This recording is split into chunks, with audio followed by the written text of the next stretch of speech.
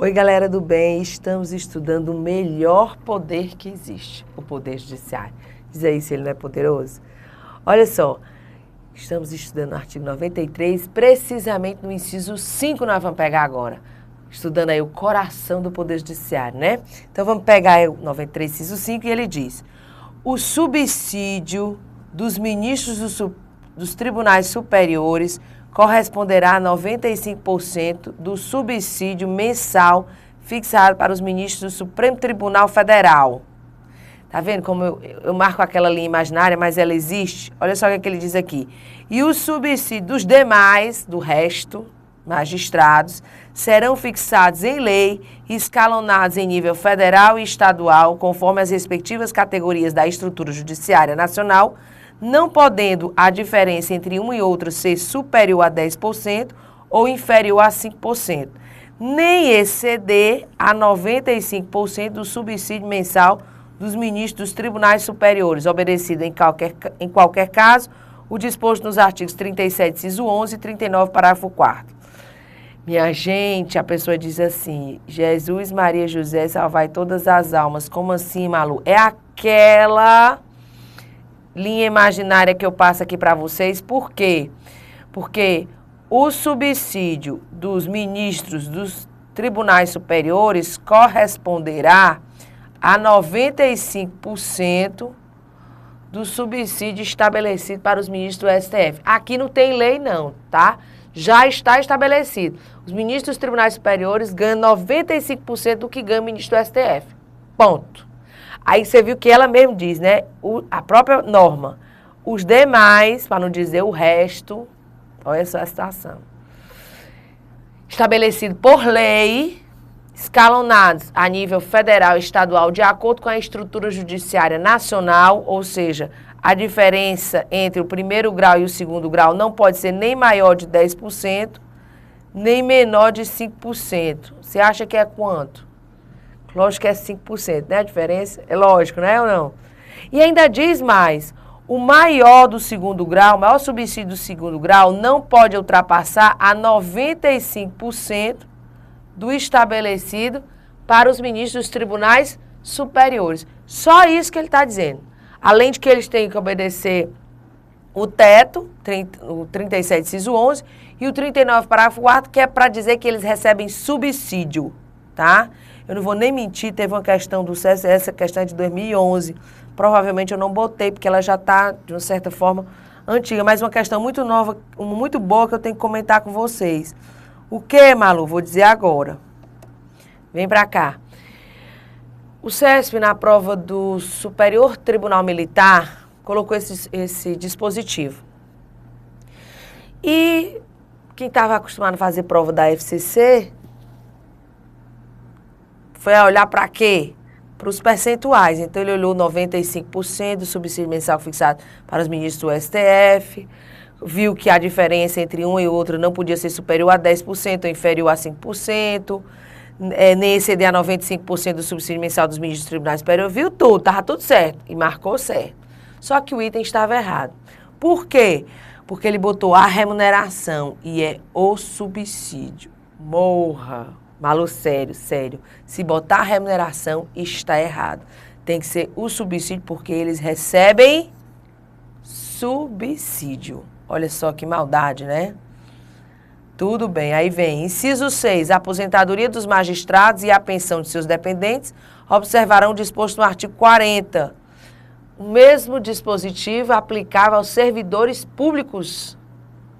Tá? Aos servidores públicos, a aposentadoria e a pensão por morte. A gente até brinca. Quando é que magistrado se torna servidor público? Você sabe que magistrado é agente político.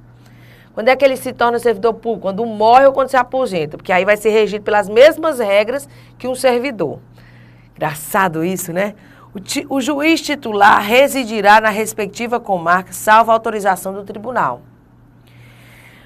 Inciso 8, nós já vimos o ato de remoção, disponibilidade e aposentadoria do magistrado por interesse público, fundar-se-á em decisão por voto, cuidado com isso aqui, maioria absoluta. Antes eram 2/3 do respectivo tribunal ou do Conselho Nacional de Justiça. Assegurada a ampla defesa. Estudamos isso quando a gente estava estudando o Conselho Nacional de Justiça. A remoção a pedido ou a permuta, gente, de magistrado de comarca de igual entrância. Quando é igual entrância, atenderá no que couber ao disposto nas alíneas A, B, C e E do inciso 2. Ou seja, as mesmas regras aplicáveis à promoção por merecimento. As mesmas regras. Então, a remoção a pedido ou a permuta de magistrado de comarca igual entrância, regras do merecimento. Só isso que ele quis dizer. Inciso 9 e 10, nós temos aqui dois princípios. O princípio da motivação e o princípio da publicidade. Primeiro, nos julgamentos processuais do Poder Judiciário. E depois, nos processos administrativos. Olha só. Todos os julgamentos dos órgãos do Poder Judiciário serão públicos, princípio da publicidade, e fundamentadas todas as decisões, princípio da motivação, sob pena de nulidade, podendo a lei limitar a presença em determinados atos às próprias partes e a seus advogados, ou somente a estes, em casos nos quais a preservação do direito à intimidade do interessado no sigilo não prejudica o interesse público à informação. Lembrando que a publicidade ela só pode ser restringida, mas ela não pode jamais ser abolida. Isso acontece também nas decisões administrativas. As decisões administrativas dos tribunais serão motivadas e em sessão pública, sendo as disciplinares tomadas pelo voto da maioria absoluta de seus membros. Como assim, Malu? Para dizer que quando estiver sendo processado e julgado um servidor num processo administrativo disciplinar, tem que ser condenado por maioria absoluta, tá? As decisões administrativas dos tribunais serão motivadas e em sessão pública e as disciplinares tomadas pelo voto da maioria absoluta. Inciso 11 fala do órgão especial. Que órgão especial? Vamos ver agora. Nos tribunais com número superior a 25 julgadores, não é igual, não é com número de 25, com número superior a 25 julgadores, poderá ser constituído órgão especial. Pegadinha, deverá ser constituído órgão. Não é obrigatório, é facultativo, tá? Com o mínimo de 11 e o máximo de 25 membros para o exercício das atribuições administrativas e jurisdicionais delegadas da competência do Tribunal Pleno, provendo-se metade das vagas por antiguidade e a outra metade por eleição pelo Tribunal Pleno. Menina, aqui, se a organizadora quiser sambar na sua cabeça, ela samba. Porque tem tanta pegadinha, se liga, só com tribunais com número superior a 25 julgadores. Poderá, isso é os tribunais que tem muitos julgadores aqui no estado do Ceará, são 43, né? Aí tem estados que são mais de 200, mais de 100. Imagina a pessoa assistir um pleno, qualquer decisão de competência originária do tribunal, vão ter que ser ouvidos 300 e tantos desembargadores. Tudo bem que eles às vezes dizem, siga o relator, siga o relator, siga o relator. Mas mesmo assim, minha gente, é muito desgaste. Resultado, possibilidade da criação desse órgão especial para esses tribunais com número superior a 25 julgadores. E o número vai ser mais reduzido, né? Porque pode de 11 a 25. Perfeito. Aí, olha só, a que competências lhe são atribuídas, lhe são delegadas? Administrativas e jurisdicionais. Agora, não são delegadas as políticas. Cuidado com isso aqui. Malu, eles podem, inclusive, fazer o controle da constitucionalidade? Pode, não deixe de estudar esse dispositivo com o artigo 97. Vamos lá para o artigo 97. Pega aí na sua Constituição.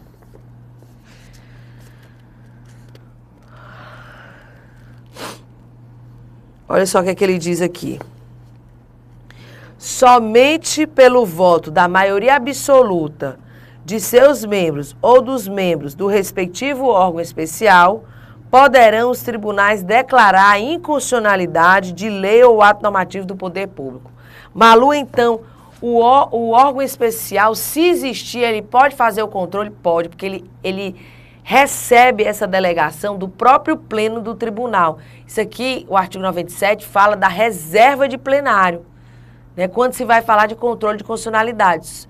Quando o controle de constitucionalidade é decidido por um tribunal, somente o pleno pode fazê-lo. Agora, se existir órgão especial, ele pode delegar ao tribunal pleno, ou ao órgão especial. E aí o órgão especial vai fazer esse controle de constitucionalidade. Então não esquece do artigo 97. E como é que é formado esse pleno, esse órgão especial, aliás? Aí, gente, vem a outra pegadinha que é desesperadora. Eles botam, nos tribunais com número superior a 25 julgadores, poderá ser constituído órgão especial com o mínimo de 11 e o máximo de 25 membros para o exercício das atribuições administrativas e jurisdicionais delegadas da competência do tribunal pleno. Aí bota assim, provendo-se metade das vagas por antiguidade e a outra metade por merecimento. Aí você tá certo, porque tudo nessa Constituição é por antiguidade e merecimento. Pufo, bota certo. Ou então ainda diz assim, é quase do mesmo tamanho de quando eu li, né? Pois penso numa coisa errada. Por quê? Porque metade das vagas é por antiguidade e a outra metade por eleição do próprio pleno. Olha aí, minha gente. Oh, Jesus. Então, ó, cuidado com as pegadinhas do texto. Quero chamar também a atenção, e aqui eu vou ter que ir para o artigo 97, já falando do 97, sobre a súmula vinculante número 10. Aqui, reserva de plenário. Somente pelo voto da maioria absoluta de seus membros ou dos membros do respectivo órgão especial poderão os tribunais declarar a inconstitucionalidade de lei ou ato normativo do poder público. Aí olha essa súmula vinculante, perigosa, hein? Pessoal que estuda aí para o Poder Judiciário. Viola a cláusula de reserva do plenário, a decisão de órgão fracionário de tribunal que, embora não a declare expressamente a inconstitucionalidade de lei ou ato normativo do poder público, afasta sua incidência no todo ou em parte. Jesus, como assim, maluco? Que órgão fracionário é esse? Gente, o órgão fracionário não é o órgão especial, tá? Por exemplo, vocês sabem que no STF são 11 ministros. É o pleno do STF. Só que o STF é dividido em duas turmas. Tem a primeira turma do STF e tem a segunda turma do STF. É o órgão fracionário. O que ele quer dizer aqui é que o órgão fracionário não pode declarar inconstitucionalidade, nem sequer afastar a incidência da lei que ele considera inconstitucional. Porque isso é matéria reservada ao plenário ou ao órgão especial, onde houver. O STF não tem órgão especial porque só tem 11 membros. Mas, por exemplo, um tribunal como o do Estado do Ceará, 43 desembargadores, tem órgão especial? Tem. Foi criado em 2011. Você sabe que os tribunais são divididos em câmaras, turmas, né? São os órgãos fracionários. Então, o TJ do Ceará não seria diferente, é dividido em câmaras. Tem câmaras cíveis, tem câmaras criminais. Esse órgão fracionado não pode declarar a inconstitucionalidade de uma lei ou afastar sua incidência. Só quem pode declarar a inconstitucionalidade de uma lei é o plenário, que são 43 desembargadores aqui no Estado do Ceará, ou o órgão especial do Estado do Ceará, formado por 19 membros. Só. Mas o órgão fracionário, a Câmara, não pode declarar, porque isso viola a cláusula de reserva do plenário, segundo a súmula vinculante número 10. Ok isso? Então, órgão fracionário diferente de órgão especial. Voltando aqui, nós temos o inciso 12. A atividade jurisdicional será ininterrupta. Aí bota na prova, será interrompida. E você era mais ou menos isso que eu tinha lido. Não, tá errado. É ininterrupta, não para, não suspende. Sendo vedado férias coletivas nos juízes e tribunais de segundo grau. Maluco, como assim? Funcionando nos dias em que não houver expediente forense normal, juiz em plantão permanente. Meu povinho do céu, cuidado. Os tribunais, tá vendo como aquela minha linha imaginária, ela existe? Vamos voltar para ela, porque eu faço questão de mostrar que ela existe. Olha só, a galera daqui, certo? Pode fazer férias coletivas. Morra. Quem não pode fazer férias coletivas é o resto. Veja que ele diz, a atividade jurisdicional será ininterrupta, sendo vedado férias coletivas nos juízos de primeiro grau e nos tribunais de segundo grau, essa galera aqui. Ou seja, não há proibição para os tribunais superiores e o STF tirarem férias coletivas. Não há proibição, então eles podem. Ficar bem claro essa minha distinção, que eu insisto que ela existe. Gente, o inciso 12, só para deixar bem claro, o 12, o 13, o 14 e o 15 não existiam antes da emenda 45, passaram a existir depois dela, tá? Então, aqui, ó, só para ficar bem claro. Ato regimental número 5, 10 de novembro de 2006, do Tribunal de Justiça do Distrito Federal e Território, sobre o regime de férias dos membros daquele tribunal e dos juízes a ele vinculados, pelo qual os magistrados indicados gozarão as férias no ano de 2007, nos períodos... Resolução número 24, 2006, editada pelo Conselho Nacional de Justiça, que revogou o artigo 2º da resolução número 3, 2005, fundamento do ato regimental, afronta os artigos 93, inciso 13 e 103b da Constituição da República, princípio da ininterruptabilidade da jurisdição, para dizer que a atividade jurisdicional é ininterrupta. E diz mais, olha só, as regras legais que estabeleciam que os magistrados gozariam de férias coletivas perderam seu fundamento de validade pela promulgação da emenda constitucional número 45. A nova norma constitucional plasmou o paradigma para a matéria, contra a qual nada pode prevalecer. Enquanto vigência a norma constitucional, pelo menos em exame cautelar, cumpre fazer prevalecer a vedação de férias coletivas de juízes e membros dos tribunais de segundo grau, suspendendo-se a eficácia de atos que ponham em risco a efetividade daquela proibição. Ou seja, existiam as férias coletivas, né, inclusive por normas regimentais. Quando a emenda 45 veio, acabou com isso. Só no resto, né? Inciso 13, acrescentado também pela emenda 45, o número de juízes na unidade jurisdicional será proporcional à demanda judicial e à respectiva população. Nunca vou me esquecer no dia que o aluno chegou para mim e disse, professor, eu vi isso na prova, mas como eu vi que não era a realidade, eu marquei errado. Eu disse, minha filha, é porque você não leu direito. Olha só o que é que ele diz, o número de juízes na unidade jurisdicional será, futuramente, não é hoje, será proporcional à efetiva demanda judicial e à respectiva população, porque é uma norma programática, né? Um dia nós teremos aí essa proporcionalidade. Os servidores receberão delegação para a prática de atos de administração e atos de mero expediente, sem caráter decisório. Não pode delegar nenhum ato que seja de caráter decisório. Eles podem receber delegação de atos de administração e atos de mero expediente. A distribuição de processo será imediata em todos os graus de jurisdição. Tranquilo. Aí, meu povo, o artigo 94 nós já vimos. Vamos passar a falar das garantias.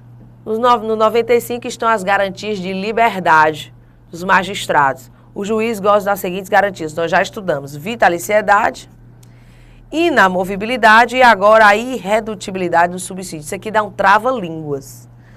Vitaliciedade, inamovibilidade e irredutibilidade dos subsídios. Pode falar bem rápido e ficar testando, certo? Tá aí, essas são as garantias dos magistrados. Parágrafo único são garantias de liberdade do magistrado também, mas agora para garantir a imparcialidade. São as chamadas proibições.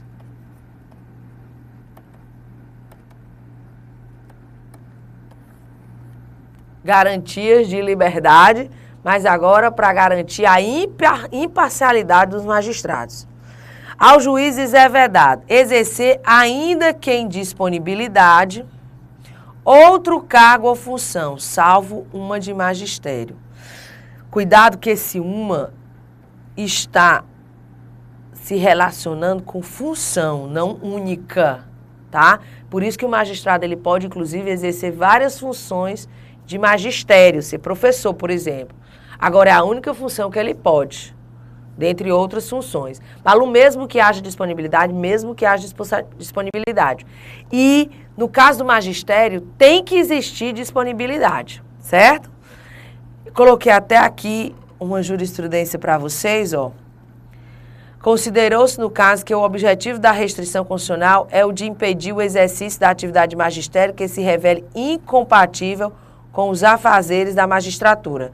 Necessidade de se avaliar, no caso concreto, se a atividade de magistério inviabiliza o ofício judicante. Referendada a liminar nos termos em que foi concedida pelo ministro em exercício da presidência do STF, tão somente para suspender a vigência da expressão único. Por quê? Porque a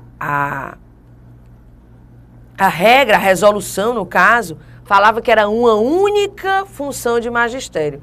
E aí o STF entendeu que esse uma não está relacionado com única, não é única. É uma dentre as funções que são proibidas.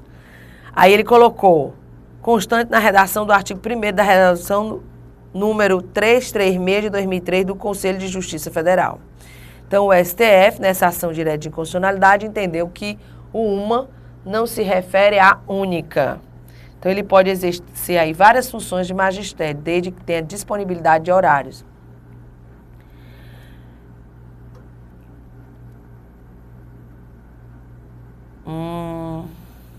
Aqui, eu acho que é sobre o... Não, aqui só ficou faltando aqui um detalhe. Deixa eu ver aqui no material. Olha só, gente. O juiz também, ele não pode ser juiz da justiça desportiva. Malu fala sério, pode não, viu? Decisão do Supremo Tribunal Federal, eu vou só colocar aqui.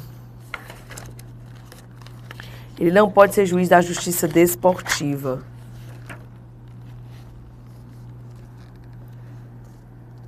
Pronto. É porque só ficou faltando aqui, eu vou botar aqui a decisão. ADI, não, MS 25938 do DF.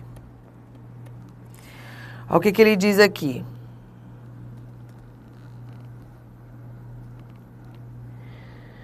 A proibição jurídica é sempre uma ordem que há de ser cumprida sem que qualquer outro provimento administrativo tenha de ser praticado. O efeito proibitivo da conduta, a acumulação de cargo de integrante do Poder Judiciário com outro, mesmo sendo este o da Justiça Desportiva, está aqui, ó, dá-se a partir da vigência da ordem e impede que o ato de acumulação seja tolerado. Então, segundo o STF, ele não pode ser juiz da Justiça Desportiva. Tá aqui, ó. Eu tinha colocado ali, mas ficou faltando só a inicial dessa ementa aqui. Tá? Que mais, Malu? O que é que o juiz não pode?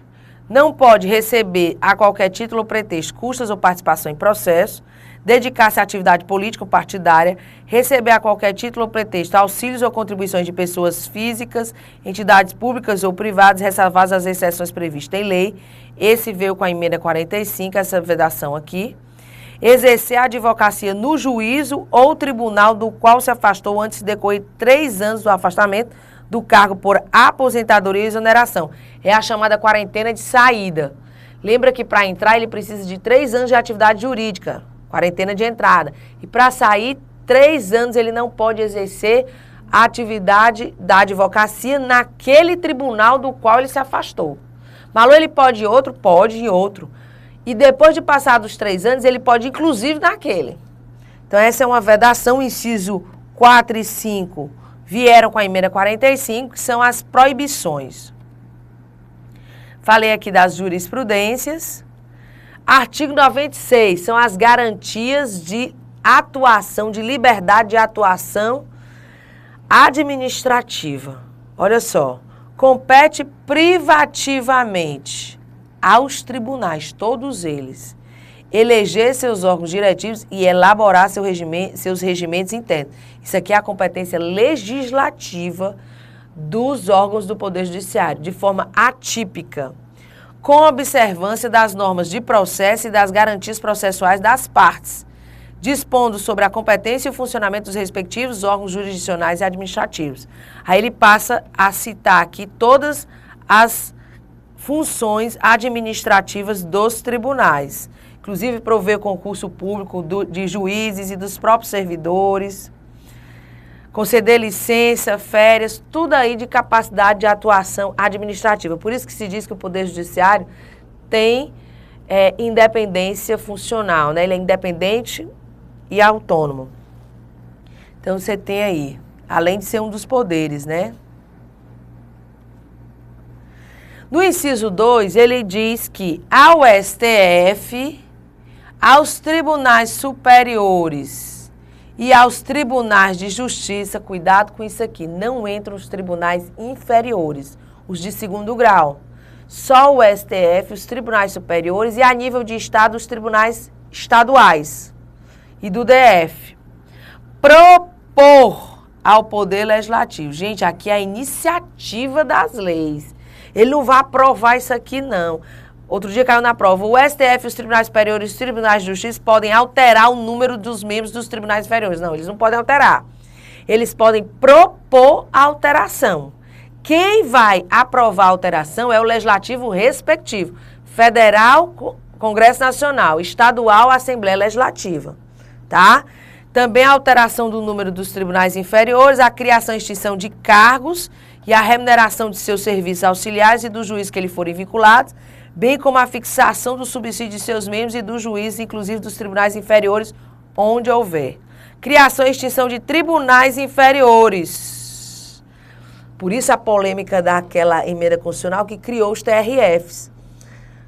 A emenda partiu do próprio legislativo, né?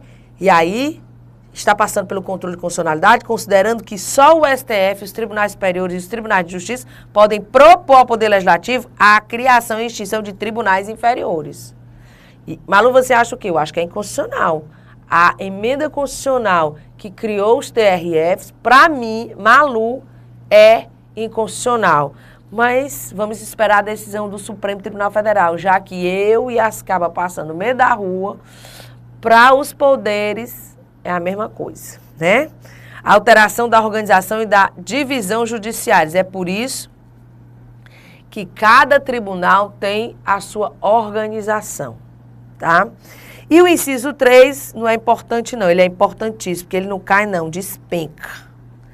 Aos tribunais de justiça julgar os juízes estaduais e do Distrito Federal e territórios, bem como os membros do Ministério Público, logicamente estaduais, nos crimes comuns e de responsabilidade, ressalvada a competência da Justiça Eleitoral. Então, isso é meio que lógico, né? Quem julgaria um juiz estadual por crime comum e de responsabilidade? Claro que é o de cima, o TJ, aquele estado. No caso, ele também julga os membros do Ministério Público estadual por crime comum e responsabilidade. Mas, Luiz, se cometer crime eleitoral, aí o TRE, porque ressalvada a competência da Justiça Eleitoral. Você que estuda para tribunais, isso aqui é a questão da prova. E aí o artigo 97 já vimos, o 98, só para falar dos juizados especiais. O artigo, juizados especiais e a Justiça de Paz, tá? Que você deve aí, não é uma coisa que possa despencar em prova não, dá uma lidinha razoável. O artigo 99 são as garantias de atuação financeira da sua própria proposta orçamentária. Olha o que aqui diz aqui, ó. Ao Poder Judiciário é assegurada a autonomia administrativa e financeira. Primeiro, parágrafo primeiro, os tribunais elaborarão suas propostas orçamentárias dentro dos limites estabelecidos juntamente com os demais poderes na LDO. Sabe que a LDO é aprovada, que são as diretrizes para que os outros poderes encaminhem a sua proposta orçamentária para o Executivo de acordo com os parâmetros e as diretrizes da LDO. O encaminhamento da proposta, ouvidos os outros tribunais interessados, compete. Quem é que encaminha? Olha só, no âmbito da União, aos presidentes do STF, dos tribunais superiores com a aprovação dos respectivos tribunais. Percebo que não entre os tribunais inferiores. Os presidentes desses tribunais não encaminham a proposta.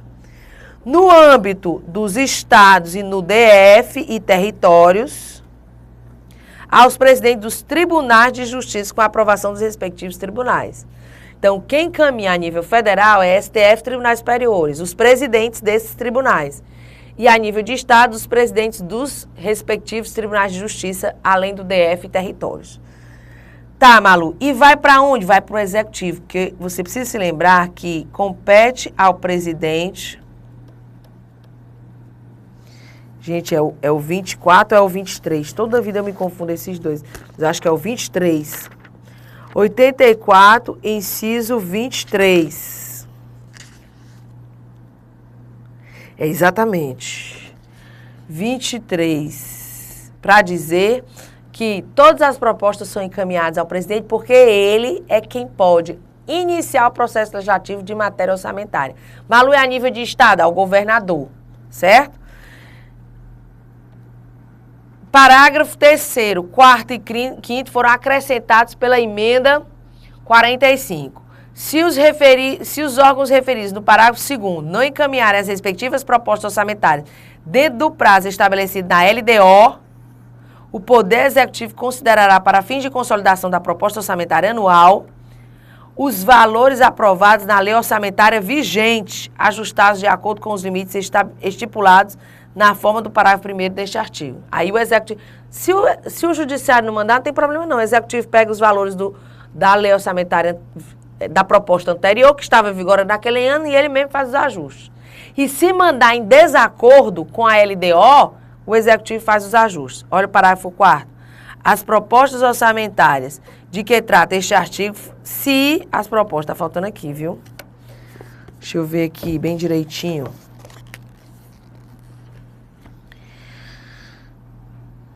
Se as propostas orçamentárias de que trata este artigo forem encaminhadas em desacordo com os limites estipulados na forma do parágrafo 1º do Poder Executivo, o Poder Executivo procederá aos ajustes necessários para fins de consolidação da proposta orçamentária anual. Então, tudo vai depender do Executivo mesmo, né? Durante a execução orçamentária do exercício, não poderá... Onde tem uma negativa, você olha, porque é sério, né? Olha só o que ele diz. Não poderá haver a realização de despesas ou a assunção de obrigações que extrapolem os limites estabelecidos na lei de diretriz orçamentária. Aí, quando tem uma exceção, aí é que é para você se tocar mesmo. Olha o que é que ele diz aqui. Exceto se previamente autorizadas mediante abertura de créditos suplementares ou especiais. Tá? Então, você chega à conclusão de que é possível, sim, haver a realização de despesas ou assunção de obrigações que extrapolam os limites estabelecidos na LDO, desde que previamente autorizadas, mediante abertura de créditos suplementares ou especiais. Por que uma questão dessa é perigosa? Porque ela diz assim, em nenhuma hipótese, durante a execução orçamentária do exercício, poderá haver a assunção de obrigações que extrapolem os limites estabelecidos na LDO. Aí você, meu Deus, pois é, mas quando tem uma exceção, exceto, você já fica de olho.